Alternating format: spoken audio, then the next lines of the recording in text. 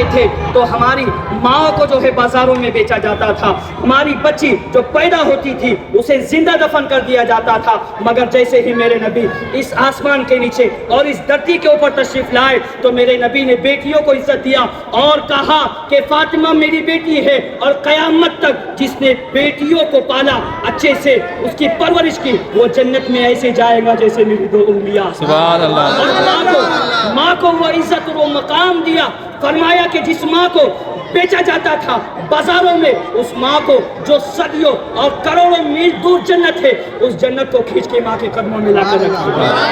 یہ عظمت اور عزت میرے نبی نے ہمارے ماں، ہماری بہنوں اور ہمیں دی ہے، تو جب اتنی عزت والے نبی نے اتنی عزت ہمیں دی ہے تو کیا پھر اس کی آمد پر ہم چرچا نہ کریں؟ کیا اس کی آمد پر ہم خوشیاں نہ منائیں؟ ہم فخر کرتے ہیں، جو منع کرتے ہیں وہ جو ہے اپنی قسمت پر روئے، مگر ہم فخر کرتے ہیں کہ ہم اس کی خوشی مناتے ہیں جس کے صدقے میں دنیا کو بنایا۔ سبحان اللہ۔ ہم اس کی آمد پر چرچا کرتے ہیں جس کے صدقے میں سورج اور چاند کو سجایا گیا، ہم اس کا تذکرہ کرتے ہیں جس کے صدقے میں اللہ نے جو ہے آسمان پر ستاروں کو سجایا ہے۔ یہ میرے نبی کی شان ہے، یہ عزت ہے، یہ عظمت ہے۔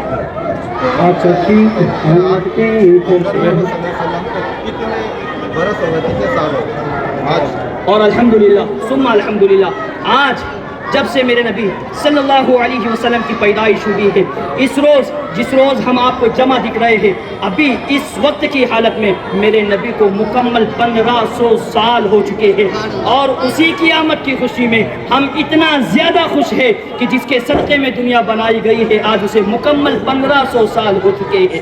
اب یہ نہیں کہ حضور پیدا ہوئے تو اسلام کو آنے 1500 سال ہوئے، بلکہ حضور صلی اللہ علیہ وسلم سے کئی صدیوں پہلے اسلام حضرت آدم علیہ السلام لے کر آئے۔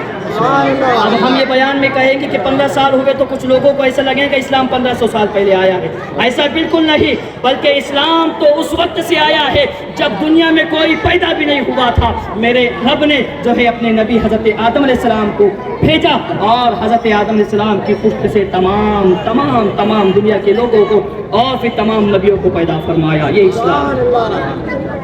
اچھا یہ بتائیے کہ آج کے دن وشیش روپ میں گھروں میں کیا کرنا چاہیے؟ آج کے دن وشیش روپ میں اور خاص طور سے گھروں کو سجانا چاہیے، اپنے گھروں میں لائٹنگیں، کمکمے اور اپنے گلیوں میں جھنڈے اور لائٹنگ سے سجانا چاہیے، اس لیے کہ جس کے صدقے میں اللہ نے چاند کو سجایا، سورج کو سجایا، آسمان کو سجایا اور اس زمین کو اتنا خوبصورت بنایا، تو پھر کیا اس کے آمد کے طفیل ہم اپنے گلیوں کو خوبصورت نہیں بنا سکتے؟ ہم اپنے گھروں کو خوبصورت نہیں بنا سکتے؟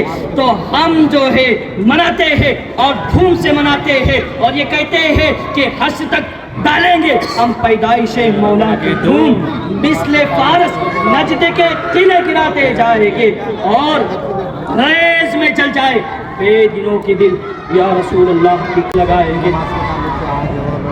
اور آج حضور پاک صلی اللہ علیہ وسلم کی آمد کا جو وشیش اور خاص طور پر جو آپ کی تعلیمات ہے وہ ہے کہ یتیم بچوں کے سر پر ہاتھ پھیرنا چاہیے۔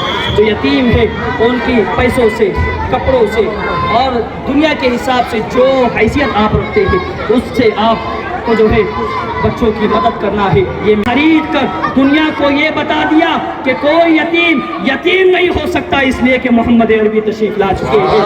کوئی غلام نہیں ہو سکتا، بلال کو خرید کر دنیا کو یہ بتا دیا کہ بلال جو میرا غلام ہے بظاہر حبشی رنگ کا ہے، مگر جب یہ غلام ہو چکا ہے حور غلمہ اس کی طلبگار ہے، حور غلمہ اسے مانتی ہے اور اس کا انتظار کرتی ہے۔ تو میرے نبی نے یتیموں کے سر پر ہاتھ پھیرا، بچیوں کو عزت دی، ماں باپ کو عزت دی، اور ہمارے سروں پر جو یہ تاج سجا ہے یہ ہمارا کمال نہیں، یہ مصطفیٰ کے قدموں کا کمال ہے۔ آج دنیا میں جو روشنی لگ رہی ہے یہ ہمارا کمال نہیں، یہ میرے نبی کی آمد کا کمال ہے، یہ میرے نبی کا صدقہ ہے۔ اور آج جمعہ کا دن ہے، اور اس بابرکت دن دو عیدیں ہمیں ایک ساتھ مل رہی ہیں، ایک تو جشن عید میلاد النبی اور ایک جمعہ کا دن جو مسلمانوں کے لیے عید ہے۔